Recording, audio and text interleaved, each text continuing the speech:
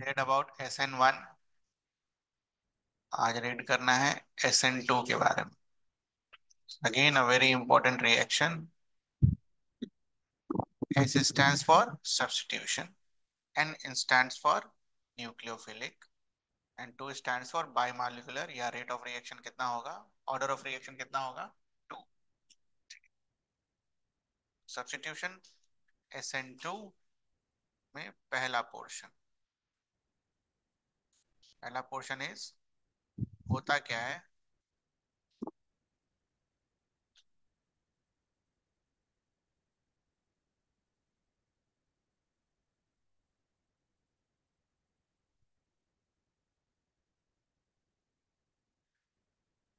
तो पहली लाइन हमने SN1 की भी यही लिखी थी।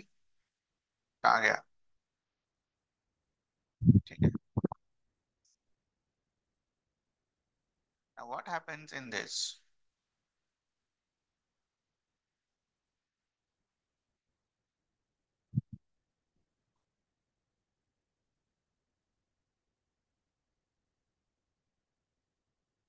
ये बीच वाला जो बना रहे हैं ना, ये बस समझाने के लिए बना रहे हैं।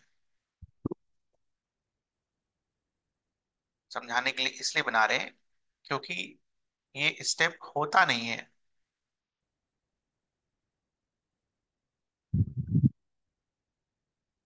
यहाँ लिख लेंगे, ये स्टेप होता नहीं है, बट समझाने के लिए। तो डायरेक्टली व्हाट हैपेंस,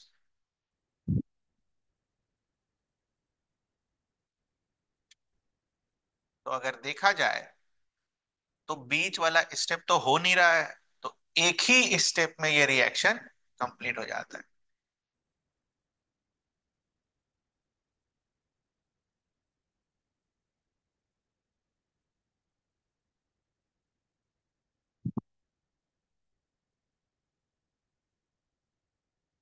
ठीक है बेटा। अगर बीच वाला हो रहा होता तो एक स्टेप ये होता, एक स्टेप ये होता, दो स्टेप होता। बट बीच वाला होता नहीं है, बट खाली समझाने के लिए बनाया गया होगा कि कैसे चेंज हो रहा हो। ठीक है।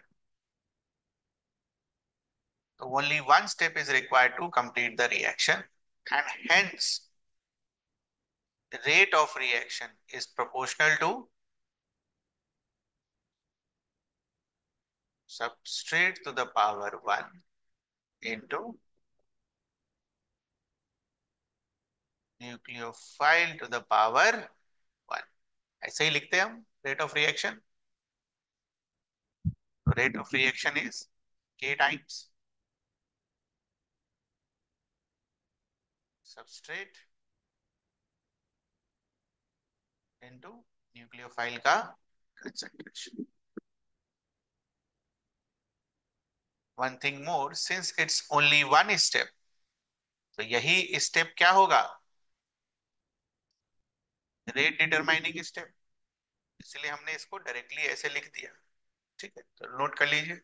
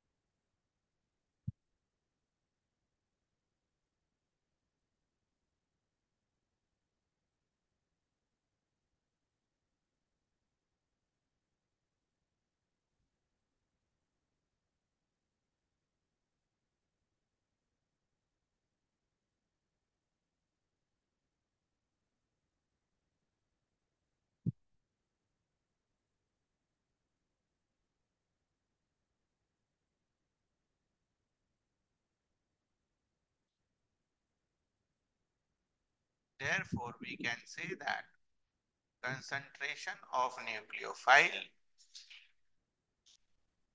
will affect rate of reaction.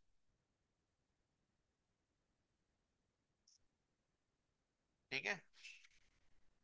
अच्छा, अगर आपको SN2 और SN1 का डिफरेंस लिखने आ जाए तो क्या अब हम लिख सकते हैं पहला दो पॉइंट्स के आधार पर।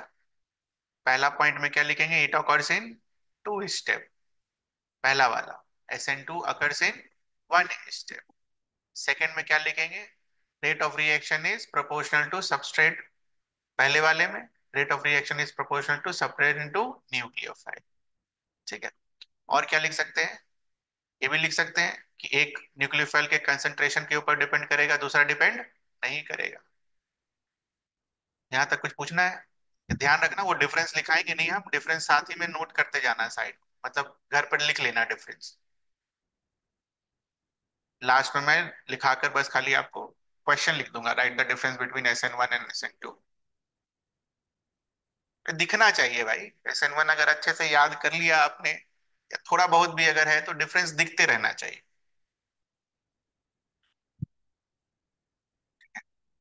तीसरा पॉइंट लिखो, इस वाले स्टेट को हम ट्रांजिशन स्टेट बोलते हैं। क्या बोलते हैं, ट्रांजिशन स्टेट। यहाँ लिखो,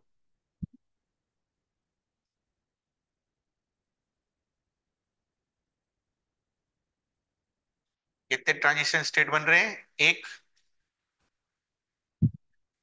transition state is form. Diagram बनाओ transition state.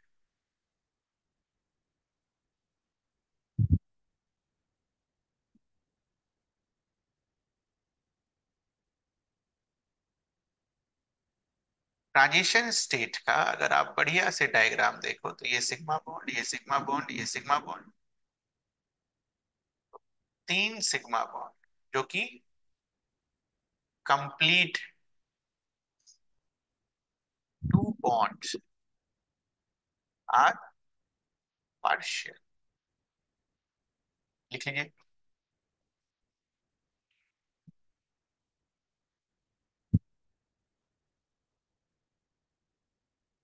Transition state.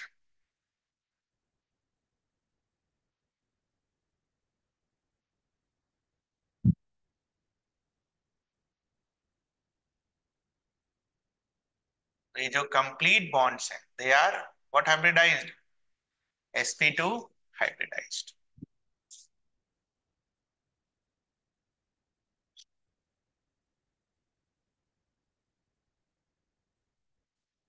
Transition state के बेसिस पर हम क्या वहां पर बोल सकते हैं, SN1 से ये डिफरेंट कैसे है,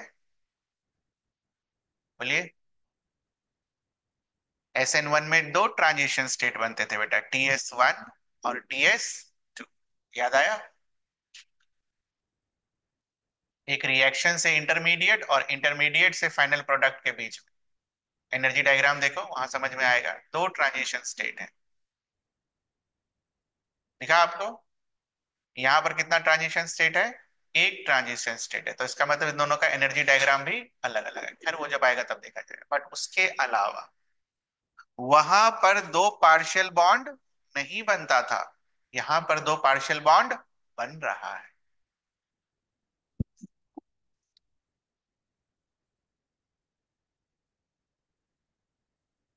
फोर्थ, ये याद रखने वाली चीज, इन SN2 nucleophile attacks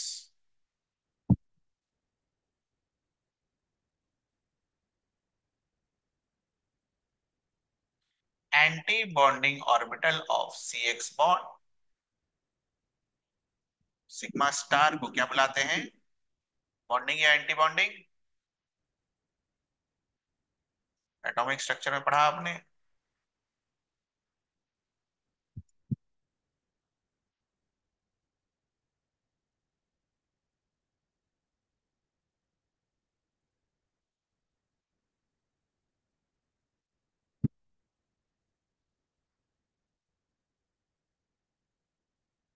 नॉर्मल अगर एनर्जी ऐसी रहेगी,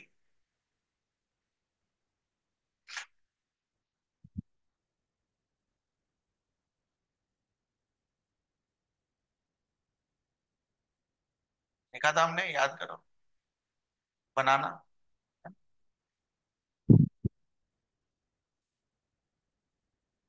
न्यूक्लियोफाइल जो अटैक करता है वो इसमें अटैक करता है, बना लीजिए।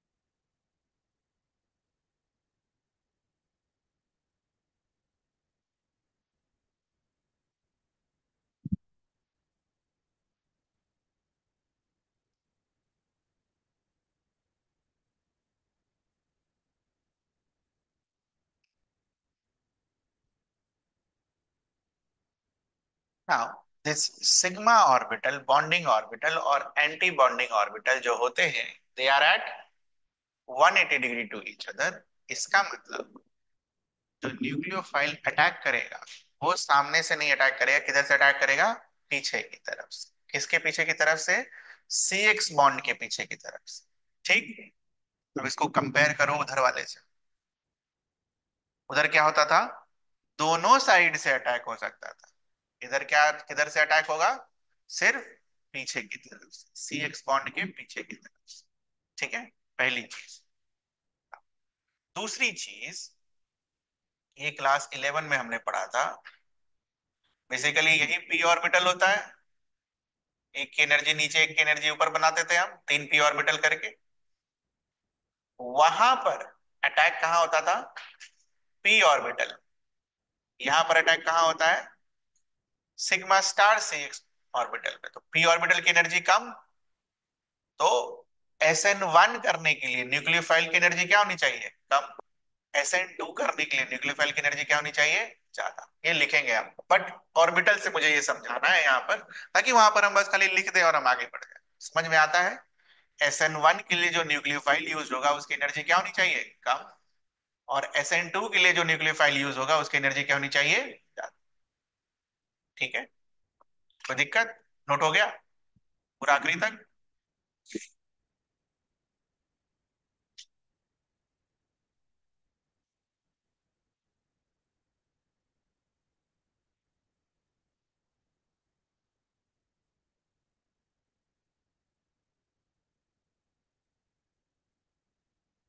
टेंडेंसी ऑफ SN2 मतलब कब ज्यादा होगा, कब कम होगा।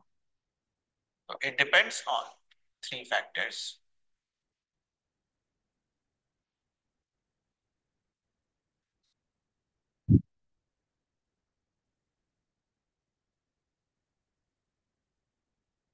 Approachability, presence of electron withdrawing group, और दूसरा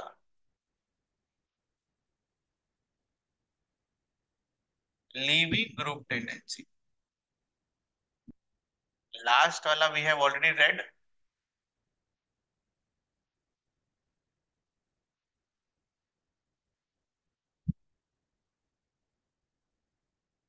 देख लो, ऑलरेडी रेड इन SN1, वहां से रिवाइज कर लेना।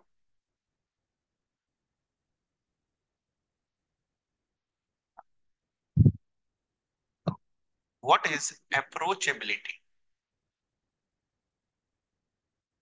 ठीक है, इसको ऐसे समझो।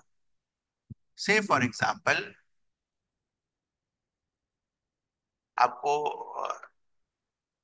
एक कुंभ का मान लो मेला है, ठीक है। यहाँ पर कम आदमी खड़े हैं और आपको इधर जाना है, बहुत कम, मतलब तीन चार, और कुंभ के मेला टाइप्स लोग हैं यहाँ पर। किसमें ज्यादा ज्यादा आसान होगा? पहले वाले में। क्यों? क्योंकि यहाँ पर भीड़ क्या है? कम।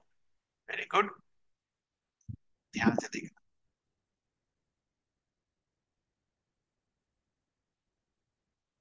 तो न्यूक्लियोफाइल तो कार्बन पर अटैक कर रहा है, तो कार्बन जो है हमारा कैसा हो सकता है?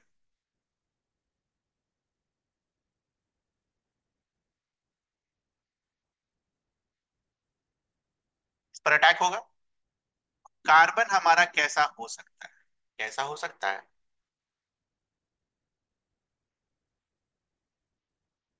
ऐसा हो सकता है,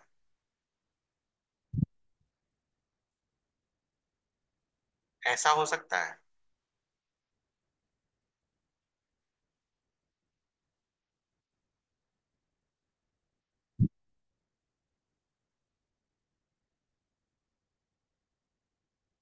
या फिर ऐसा हो सकता है। सब में एक्स बना लीजिए ना। अगर भीड़ देखा जाए तो ये तो छोटू सा है, ये थोड़ा बड़ा होगा, बट ये अभी भी छोटू सा है। ये और ये,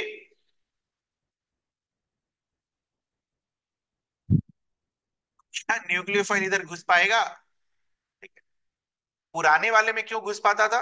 SN1 में, क्योंकि SN1 में ऐसा हुआ करता था बेटा, एक खाली हुआ करता था। यहाँ खाली वाला स्टेप है ही नहीं, साथ ही होना है, इसको बाहर जाना है और उसको आना है। समझ रहे हो? जो डॉट से बनाया था हमने, तो the most difficult one is the last one. तो अप्रोचेबिलिटी के हिसाब से अगर देखा जाए तो यहाँ पर SN2 हो जाएगा, यहां पर भी हो जाएगा। इधर से मान लो न्यूक्लियोफाइल आ जाए तो यहाँ चांस है कि यहां से हो जाए। सब होगा नहीं होगा, इट विल डिपेंड, बट यहाँ कभी नहीं होगा। लिख लो।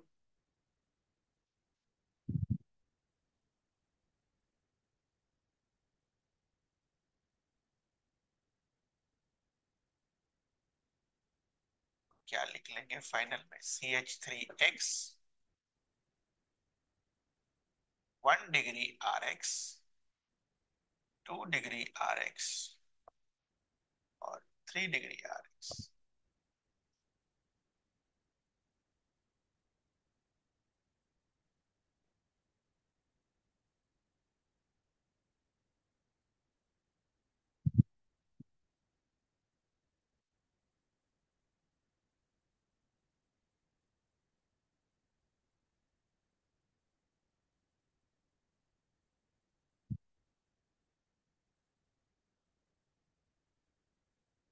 ये भी डायग्राम बनाना है ना? ये वाला दिखाना है यहाँ पर कि न्यूक्लियोफाइल नहीं आ पाएगा।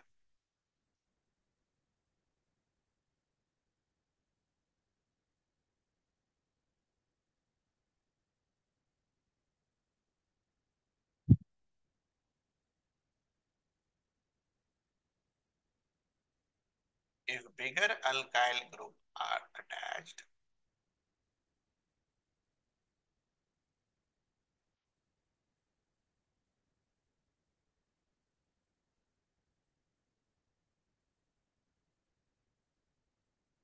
it will be difficult for nucleophile to attack.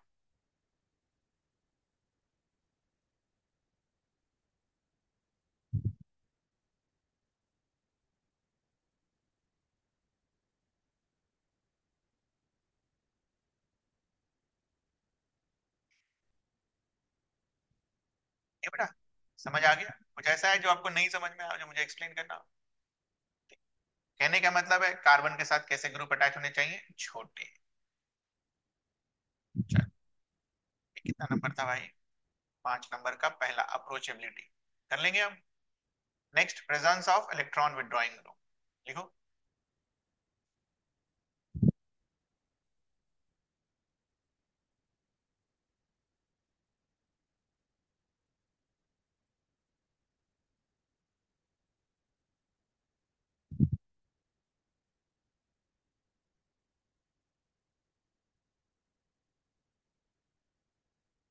Normal circumstances में 4 बॉन्ड्स होते, बट जो ट्रांजिशन स्टेट बन रहा है, ठीक है, तो ट्रांजिशन स्टेट बन रहा है,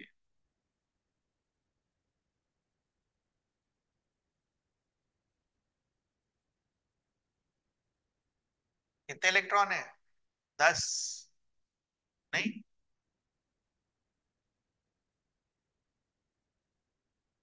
विच मीन्स व्हाट, होना तो 8 ही चाहिए था।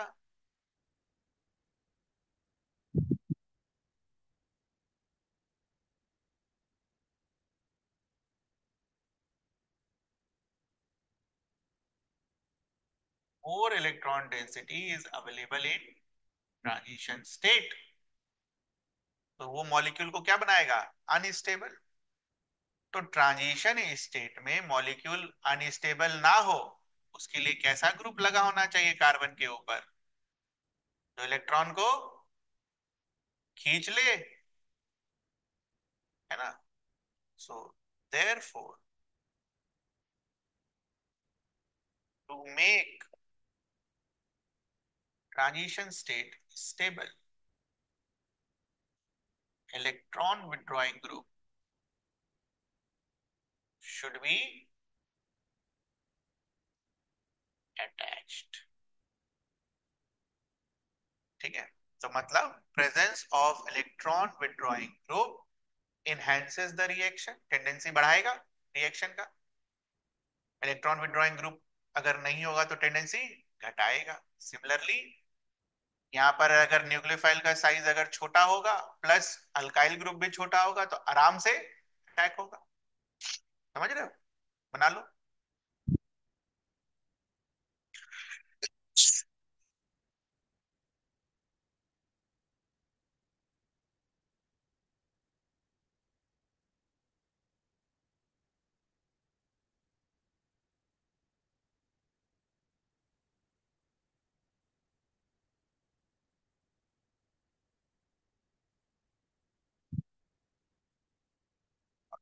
इलेक्ट्रॉन विड्रॉइंग ग्रुप किस तरीके का अटैच होता है वो भी देख लो। अच्छा, एक चीज और देखो, क्या हम भारी भरकम इलेक्ट्रॉन विड्रॉइंग ग्रुप लगा सकते हैं?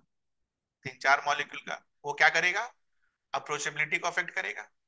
तो कुछ इलेक्ट्रॉन विड्रॉइंग ग्रुप हम लगाते हैं, उसका नाम याद रखना।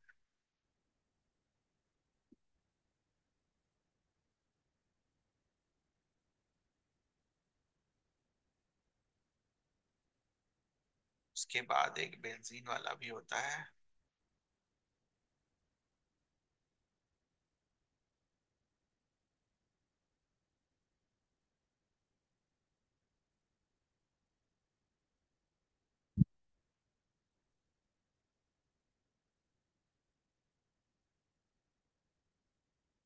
ज्यादा भारी भरकम ग्रुप भी नहीं लगा सकते, नहीं तो अप्रोचेबिलिटी इफेक्ट हो जाएगा बेटा।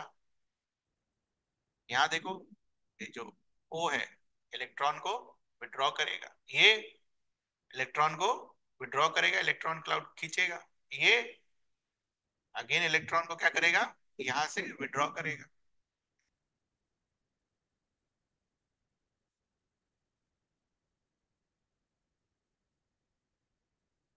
इसको बेंजाइलिक ग्रुप बनाते हैं, इसको अलाइलिक ग्रुप बनाते हैं।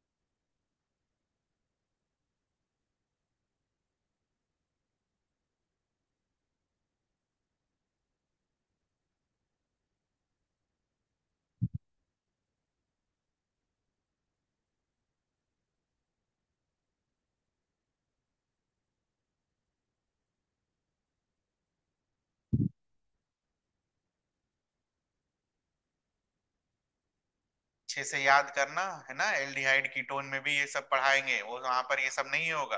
ठीक है, बस खाली रेफरेंस मिलेगा कि वहां जाके पढ़ लीजिएगा, इतना टाइम नहीं है अपने पास। अब ध्यान देने वाली बात है, ये बेंजाइलिक और एलाइलिक दोनों जगह यूज होते हैं, SN1 में भी और SN2 में भी। SN1 में क्यों कर यूज होते हैं? Because it stabilise carbocation.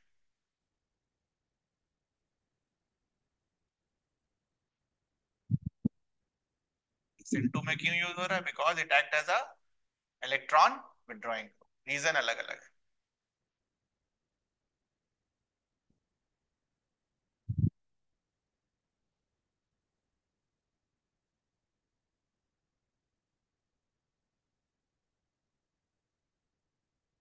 Very important.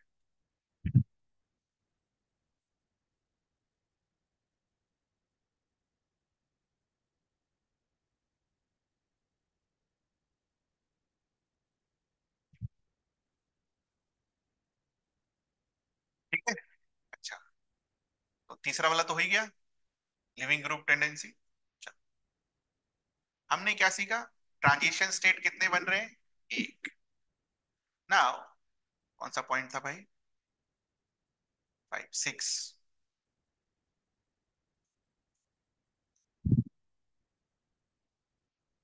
अगर ट्रांजिशन स्टेट एक बन रहा है, ठीक है,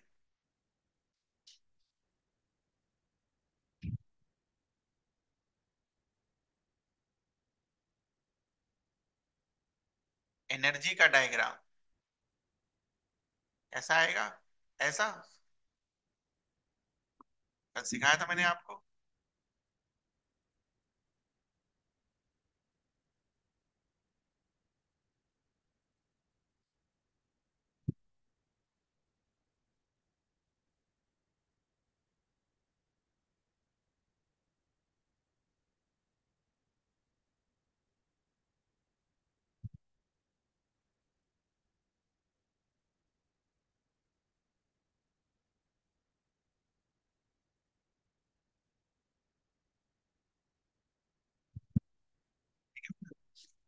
अच्छा, अब ये भी डिफरेंस लिख सकते हो, उनके में कितने ट्रांजिशन स्टेट्स बनेंगे? SN1 में दो बने। ठीक है, तो छह पॉइंट का हम डिफरेंस लिख सकते हैं आराम से।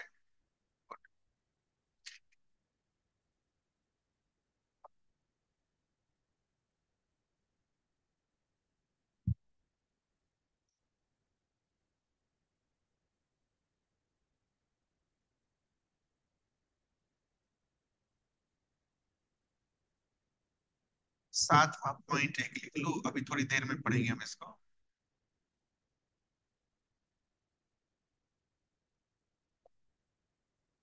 और SN2 polar aprotic solvent is preferred.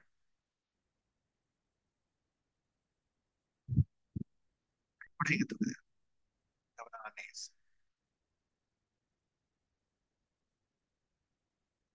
यहीं पर नोट करके लिख लो, SN1 के लिए पोलर प्रोटिक सॉल्वेंट इज, क्या होता है थोड़ी देर में।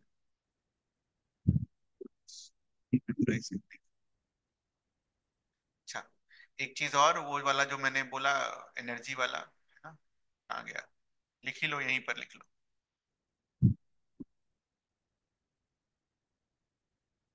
डब्बे में बंद करके।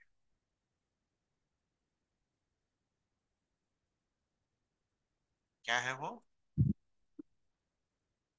वन का मैकेनिज्म जब हम लास्ट क्लास में पढ़ रहे थे, क्या था? Nucleophile attacks what? Vacant p orbital.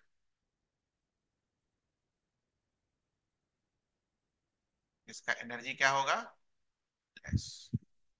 SN2 nucleophile attacks sigma star CX anti bonding orbital. इसका एनर्जी क्या होता है?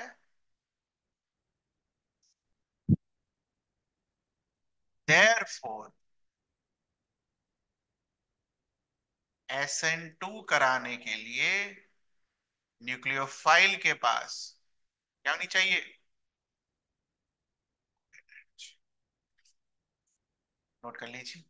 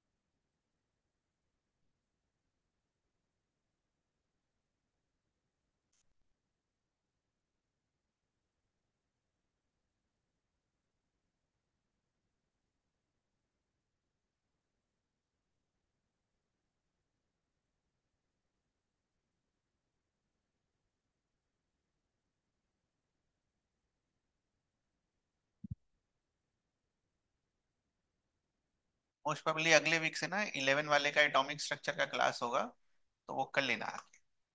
12th का जो वेव ऑप्टिक्स के बाद जो चैप्टर है ना, वही है पूरा। 12th में फिजिक्स में वेव ऑप्टिक्स के बाद जो चैप्टर है वो वही है पूरा। वहां तुमको अच्छे से करवा देंगे तो वहां नोट्स बन जाए बढ़िया से। उधर बस खाली न्यूमेरिकल प्रैक्टिस करना होगा। सिर्फ एटॉमिक स्ट्रक्चर का, वो भी कहाँ तक? क्या बोलते हैं उसको, बोर्ड्स तक, boards model.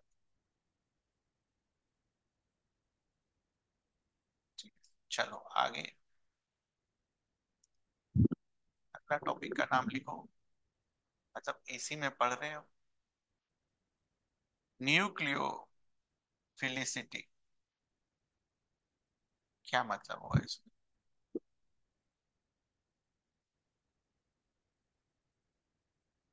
Tendency of nucleophile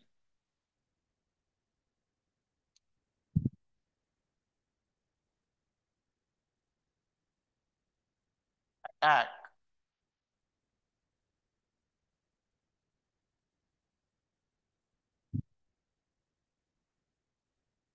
बेटा, न्यूक्लियोफाइल अगर आ रहा है, ऑब्वियसली इस पर प्लस चार्ज होगा। इसको क्या बुलाओगे? Electrophile. Tendency of a nucleophile to attack an electrophile, nucleophilicity लिखिए इसको।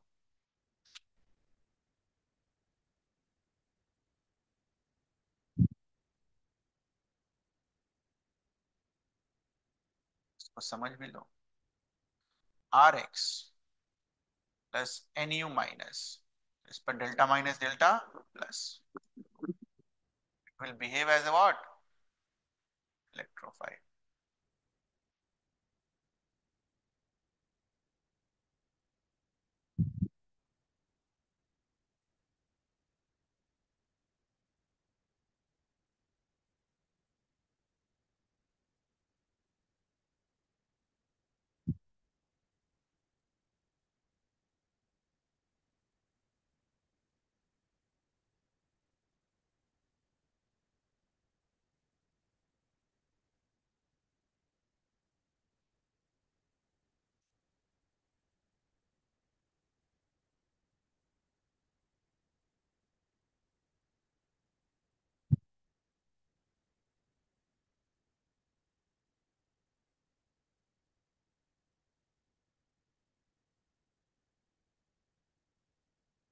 ठीक है। दिस न्यूक्लियोफिलिसिटी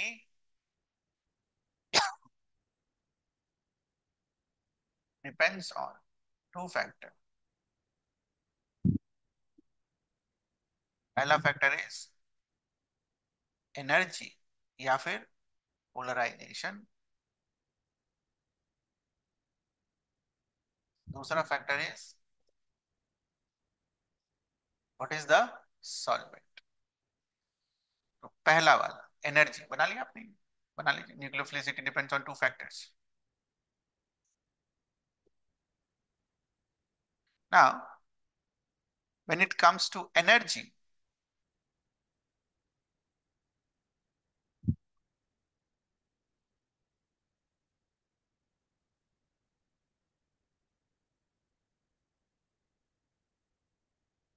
तो क्लास 11 में हमने, क्लास 11 में एक टॉपिक पढ़ा था फजान्स लॉ।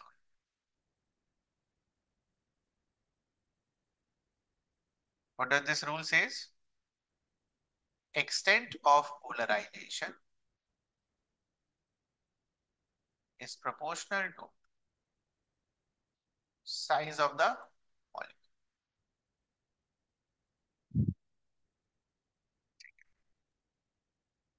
तो अगर हमें क्लोरीन माइनस, ब्रोमीन माइनस, आई माइनस का पोलराइजेशन अगर लिखना रहे तो कैसे लिखोगे सबसे ज्यादा? ठीक है,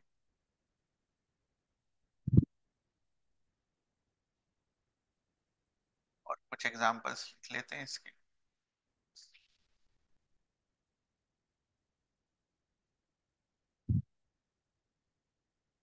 तो किस तरीके से लिखा जा सकता था? ये 2p ऑर्बिटल का, ये 3p, ये 4p और ये 5p। साइज ही करना है ना। ये किस ऑर्बिटल का है? 2p। ये किसका है? 3p। आंसर क्या होगा? ये तो हो गया हमारा different period.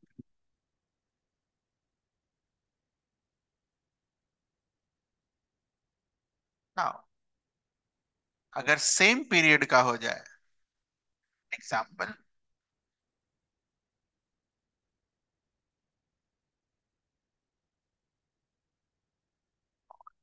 Minus H minus और CH3CH2O माइनस, सेम पीरियड का। ठीक है, सब जगह क्या है? 2p, 2p, 2p और 2p। तो इस वाले मॉलिक्यूल को देखा जाए तो ये तो रेजोनेंस से स्टेबलाइज्ड है।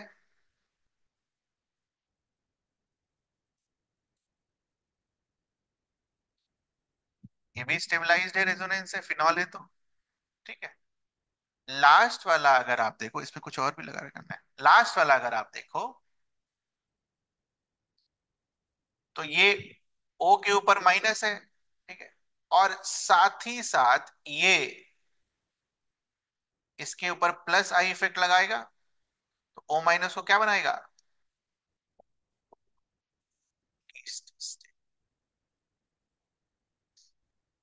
लीस्ट स्टेबल की न्यूक्लियोफिलिसिटी ज्यादा होगी। ठीक है, क्यों होगा लीस्ट स्टेबल का न्यूक्लियोफिलिसिटी ज्यादा?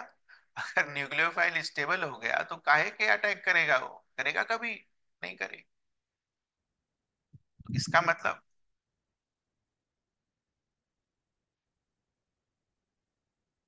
सेम पीरियड में आपको क्या देखना है? Stability of what? Minus charge. Note कर लीजिए।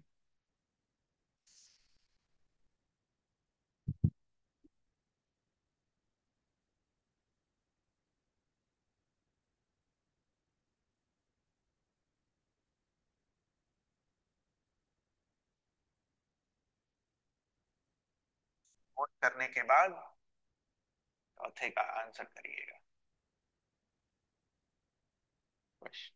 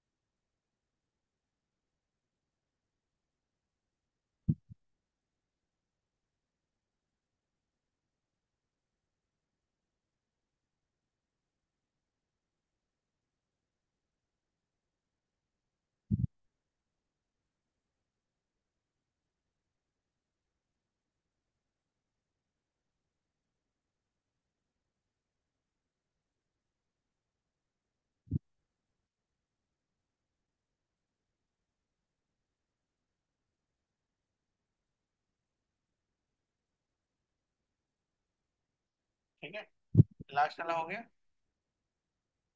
To P, two P, two P और सेम। तो इसमें से लीस्ट स्टेबल कौन सा होगा? कार्बन वाला। क्यों होगा? एक तो बहुत छोटा है और उसके ऊपर नेगेटिव चार्ज है, और फ्लोरीन वाला हाईली इलेक्ट्रोनेगेटिव होता है और उसके ऊपर नेगेटिव चार्ज होता है, it is more stable.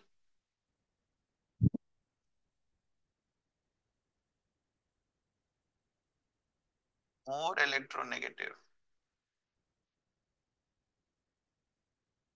It is.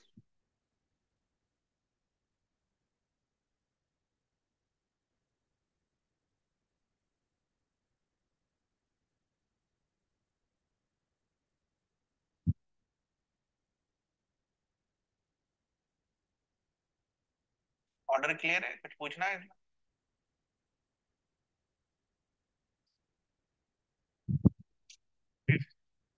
चार एग्जांपल हो गए, पांच। इसको लर्न एज अ फैक्ट करना है।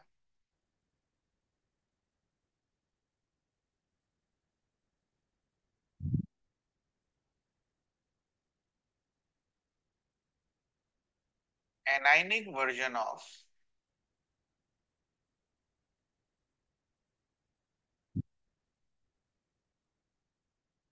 Nucleophile has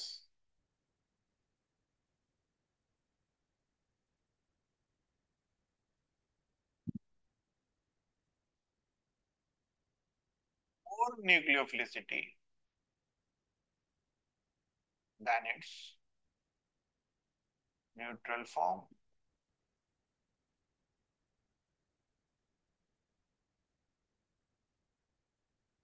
Example,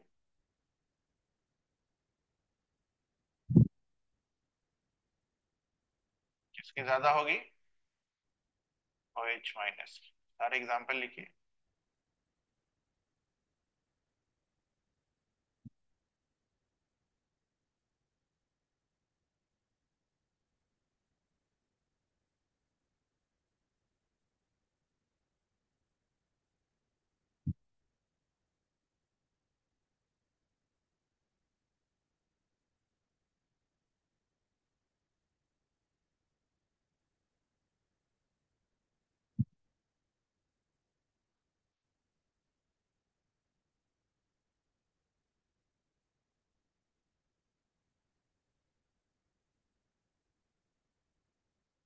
negative charge,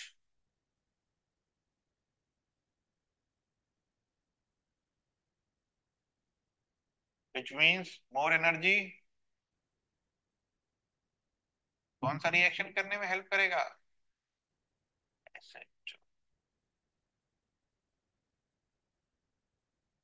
neutral, less energy, इसमें हेल्प करेगा। तो यही सब लोगों को समझ में नहीं आता है कि कहाँ पर SN1 होगा, कहाँ पर SN2 होगा, है ना। और आगे जाएंगे तो क्यों नहीं समझ में आएगा। खाली ऑर्बिटल पता होना चाहिए था, वो फैक्ट। एक पी ऑर्बिटल में होता है, दूसरा एंटी बॉन्डिंग में होता है, फट से आंसर। याद करनी होगी चीज, ऐसे थोड़ी हो जाए।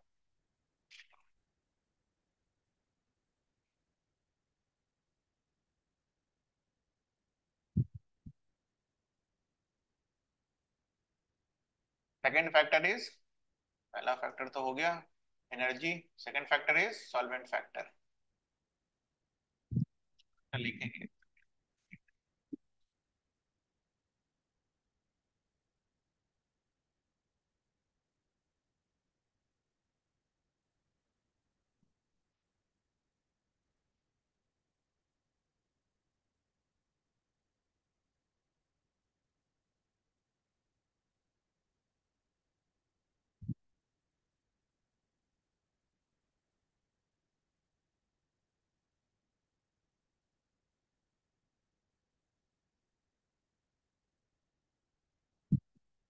तो अगर इनको देखा जाए पार्शियली चार्ज, ये पोलर मॉलिक्यूल है या नॉन पोलर मॉलिक्यूल है? Polar molecule. अगर पोलर मॉलिक्यूल है तो हमने सॉल्युबिलिटी के लिए क्या सीखा था? लाइक डिसॉल्व्स लाइक, याद है वो लाइन? क्या मतलब होता था इसका? पोलर मॉलिक्यूल पोलर सॉल्वेंट में होगा, non polar molecule non polar solvent में होगा। तो चूंकि ये पोलर मॉलिक्यूल है तो it will dissolve in what kind of solvent? Dissolve in polar solvent. लिखिए।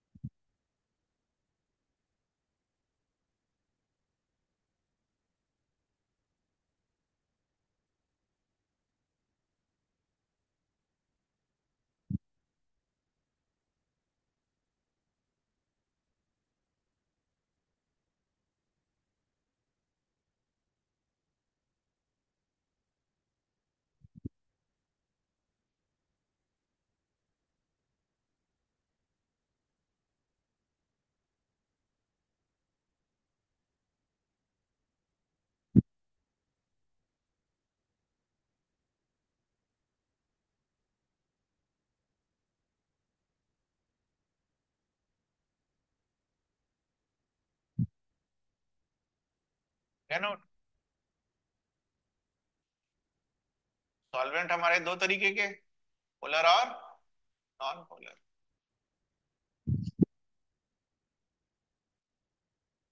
Mu dipole moment. म्यू क्या होता था? Dipole moment. तो नॉन पोलर सॉल्वेंट अगर ऊपर देखा जाए, मुझे सब्स्टिट्यूशन न्यूक्लियोफिलिक रिएक्शन कराना है, तो it will be only happening in polar solvent. तो हम यहाँ क्या लिख सकते हैं? एस एन रिएक्शंस, वन हो या टू हो, नॉट सूटेबल। एग्जाम्पल लिख लीजिए। हो सकता है ना पूछ ले, अरे भाई ये बताओ कि बेंजीन के सॉल्वेंट में क्यों नहीं होता, या कार्बन टेट्राक्लोराइड के सॉल्वेंट में ऐसा रिएक्शन क्यों नहीं होता। लिख लेंगे हम। ये एक्सप्लेनेशन क्या लिखना होगा? these two are non-polar solvent, और ये it's a polar molecule, we know that like dissolves like, hence polar molecule will be soluble in polar solvent.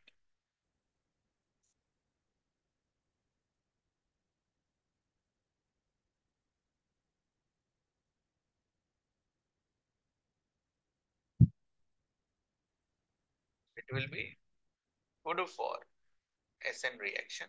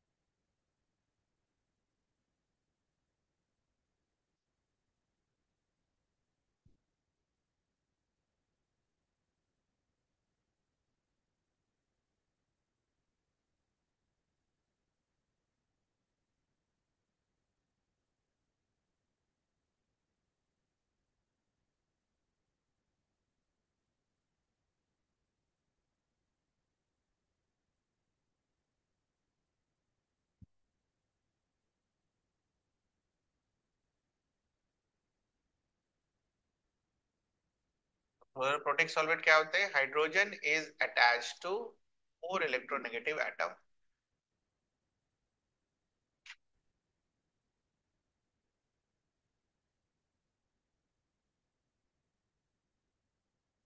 लीजिए।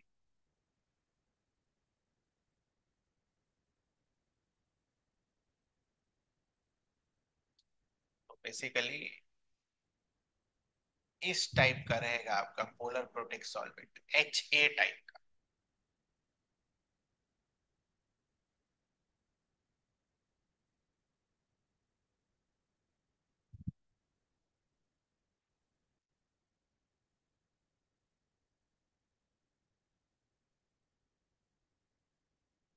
Polar aprotic solvent, acetone.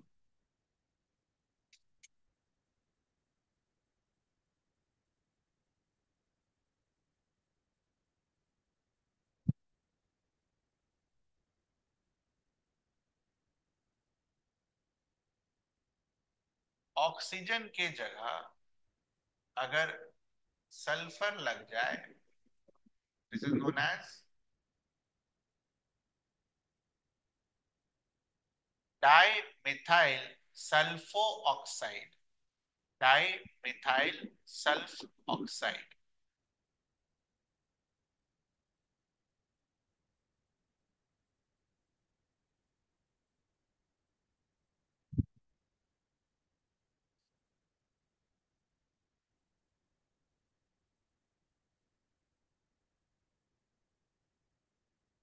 ठीक है। और लास्ट वाला, N के साथ CH3, N के साथ CH3,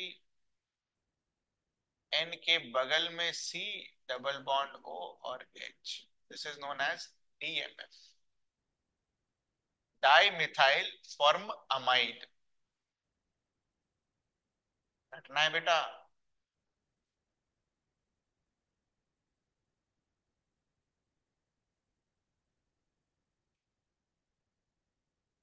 तीनों सॉल्वेंट रटे हुए होने चाहिए। तो कभी कभी अगर आपने किताब वगैरह पढ़ी हो, ठीक है, जब एसीटोन लिखा होता था, ठीक है, और एसीटोन में जब हम पोलर सॉल्वेंट डालते थे तो कभी अटपटा सा लगता था, यार एसीटोन तो कार्बनिक कार्बन का कंपाउंड है, वो पोलर काहे का होगा, ऑर्गेनिक है तो नॉन पोलर होना चाहिए। बट एसीटोन ऑक्सीजन होने की वजह से, ऑक्सीजन बीइंग मोर इलेक्ट्रोनेगेटिव, वो कैसा सॉल्वेंट होता है? पोलर सॉल्वेंट होता है, और पोलर में भी अप्रोटिक। ठीक है, अप्रोटिक का मतलब भी सीखेंगे, H प्लस वगैरह से रिलेटेड है, आएगा तब देखा जाएगा।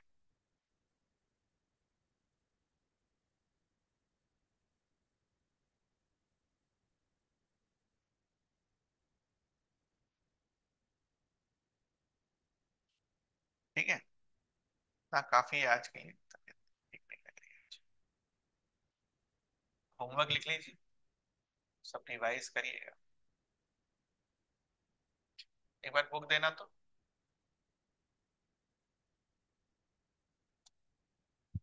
क्या पढ़ सकते हो?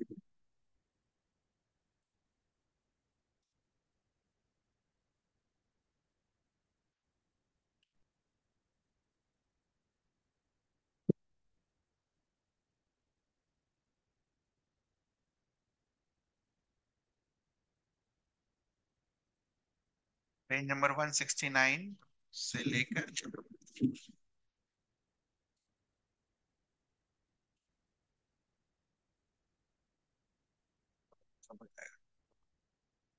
169 से लेकर 174, और 174 में जो एग्जांपल्स दे रखे हैं वही बनाना है। ठीक है, 6.6 और 6.7। क्या बोला मैंने? 169 से ना 5 पन्ने पढ़ने, और पन्ने कैसे पढ़ने पता होना चाहिए आपको ना, लाइन बाय लाइन। 169 से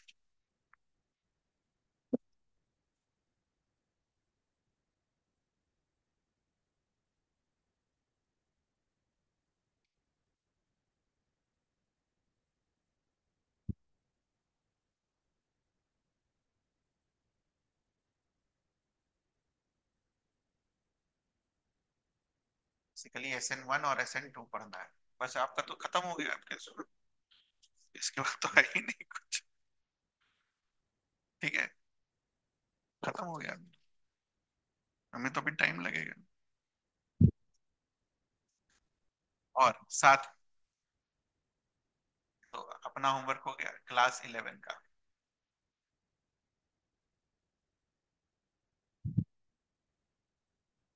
ऑप्टिकल आइसोमरिज्म में लिखो क्या क्या पढ़ना है। रेसमिक मिक्सचर, एनैंशियोमर्स, कायरल मॉलिक्यूल्स, ये सब वर्ड्स। DL डेक्स्ट्रोरोटेटरी और लिवोरोटेटरी, DL पढ़ाया था मैंने आपको।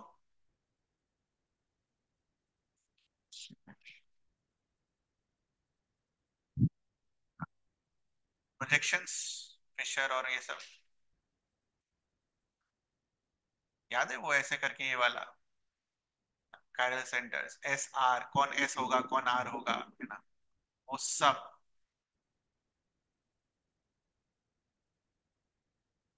बस इतना ही है, इससे ज्यादा तो इसमें भी नहीं है, काफी है इतना। बेसिकली किस लिए कर रहे हैं, एस एन वन के, दो साइड से था ना, तो दैट्स वाई इसको रीड करना जरूरी है, तो जरूर से पढ़ लेना। ठीक है, और वो पढ़ने के बाद एग्जाम्पल 6.8, ये पढ़ने के बाद बनाइएगा। ठीक है। ये तो अभी बना जाओगे, पूछा है कायरल कौन होगा कौन कायरल होगा, कर लेंगे हम।